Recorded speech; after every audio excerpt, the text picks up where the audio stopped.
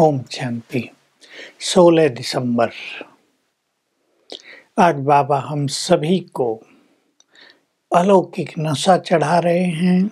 तुम बच्चे इस ज्ञान और योग से 21 जन्मों के लिए विश्व के मालिक बनते हो, तो तुम्हें बहुत अच्छा पुरुषार्थ करना चाहिए। तुम्हें ज्ञान धन मिला है। कहा जाता है धन दिए धन न खुटे। जितना धन दान किया जाता है उतना उसमें वृद्धि होती रहती है, वो कम नहीं होता है। तुम्हें ये ज्ञान धन भी दूसरों को दान देना है और स्थूल धन भी ईश्वरीय कार्य में सफल करना है। बाबा साक्षी होकर देखते हैं कौन कौन क्या क्या कर रहे हैं, अपने जीवन को कितना श्रेष्ठ बना रहे हैं, कितना पुरुषार्थ कर रहे हैं। बाबा पढ़ाते भी हैं और साक्षी होकर देखते भी हैं। ये तुम्हारा कॉलेज है प्रिंस प्रिंसेस बनने का, वो भी सत्युगी प्रिंस प्रिंसेस बनने का। ऐसा कॉलेज और कहीं नहीं होता है।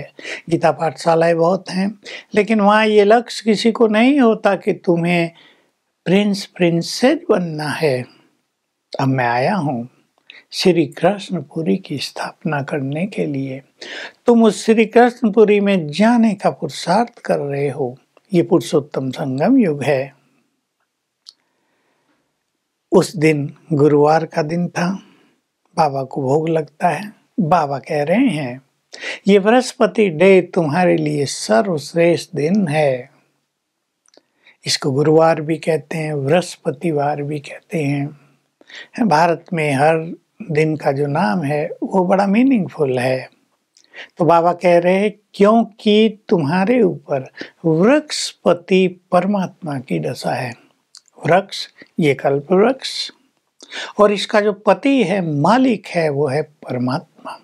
उसकी दशा तुम्हारे ऊपर बैठी है, तो इस कारण तुम विश्व के मालिक बन जाते हो। तो मैं आता हूँ तुम सभी को राजयोग सिखाकर स्वर्ग में ले जाने। लोग कहते हैं भगवान सर्वशक्तिवान हैं, तो वो क्या शक्ति दिखाएंगे अपनी? उनकी शक्तियां बड़ी अलौकिक हैं।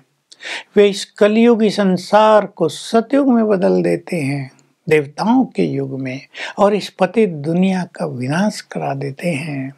और तुम उनसे शक्ति लेकर योग युक्त होकर सारे विक्रम विनाश करके महान पुण्य आत्मा बन जाते हो। बहुत सुंदर ये बातें हैं। बाबा तुम सभी को ये संपूर्ण ज्ञान दे रहे हैं।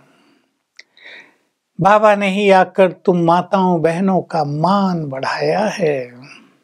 लोग कहते हैं, ब्रह्मा बाबा का चित्र देखते हैं तो कहते हैं इसको यहाँ क्यों बैठाया? तो बाबा कह रहे जिसको बैठाएंगे उसके लिए प्रश्न उठेगा, इसको यहाँ क्यों बैठाया? इसको इसलिए बैठाया क्योंकि मैं निराकार परमात्मा इस ब्रह्मा के पतित तन में आकर संसार को पावन बनाता हूँ, इसलिए ब्रह्मा हो गया। यही सबसे बड़े से बड़ा हो गया, नहीं तो मैं किसके तन में आऊँ? पावन तन तो कोई इस समय हो नहीं सकता। पावन तन होते हैं केवल सतयुग में, और तब मुझे आने की जरूरत नहीं। मैं इस समय आता हूँ जब तुम सब दुखी हो जाते हो, पुकारते रहते हो, हे पतित पावन, हे लिबरेटर, हे गाइड, हे ज्ञान के सागर, आओ हमें सच्ची राह दिखाओ।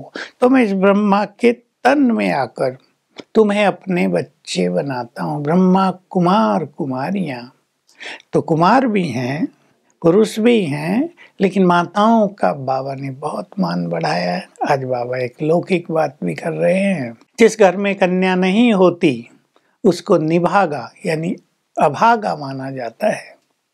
घर में लड़की पैदा हुई तो कहेंगे लक्ष्मी आई हमारे घर में। देखो लक्ष्मी का जब आह्वान करते हैं तो कितनी सफाई करते हैं। तो बाबा भी तुम्हें पावन बना रहे हैं, इसलिए कहते हैं अब तुम्हें दैवी गुण धारण करने हैं। ज्ञान तो दूसरों को देना ही है, अपना सब कुछ सफल करना है, लेकिन तुम्हारे अंदर दैवी गुण भी बहुत अच्छे होने चाहिए। कई बच्चों में अभी तक दैवी गुण उतने अच्छे आए नहीं हैं। तुम भले गृहस्थ व्यवहार में रहते हो, तो तुम्हें ये नहीं कहना है, मांगना नहीं कि हमें बहुत अच्छे कपड़े, बहुत अच्छे जेवर चाहिए, क्योंकि तुम इस समय वानप्रस्थी हो। वनवाह कहते हैं सिंधी में, वनवाह में हो। तुम्हें बहुत सादगी से रहना है, ये सब इच्छाएं नहीं रखनी है। बाप तुम सबको भी सन्यास कराते हैं, ये बेहद का सन्यास है। उन सन्यासियों का तो हद का सन्यास है। तुम अब जानते हो, तुम्हें यहाँ से सब कुछ छोड़कर अपने घर वापस जाना है, तो पावन होकर जाना है। मैं तुम्हारा पतियों का पति, गुरुओं का गुरु हूँ। मैं तुम्हारा श्रृंगार करके तुम्हें अपने घर ले चलता हूँ। तुम आत्माएं हो, अविनाशी हो। इस ड्रामा में अपना पार्ट बजा रहे हो। ड्रामा में सबको अपना अपना पार्ट मिला हुआ है। सत्युग त्रेता में तुम्हारा श्रेष्ठ पार्ट, बाद में दूसरे धर्म वाले आते हैं। ये 84 जन्मों की कहानी केवल तुम भारत वालों की है। भारत में बहुत सारे गुरु होते हैं। सिख लोग भी कहते हैं अकाल मूर्त, सत श्री अकाल। आत्मा भी अकाल है, उसका घर परम धाम भी अकाल है, और परमात्मा को परम सदगुरु अकाल मूर्त भी कहते हैं। परम सदगुरु, सच्चा सदगुरु तो एक परमात्मा ही है। फिर और गुरु क्या करते हैं? बाबा कहते ठीक है, थोड़ी थोड़ी लाइट देते हैं संसार को, पर सदगति करने वाला तो एक मैं ही हूँ, निराकार परमात्मा।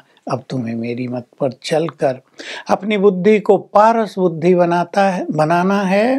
तुम बहुत समझदार बनते हो, बहुत बुद्धिमान बनते हो, जो विश्व पर राज करने लगते हो।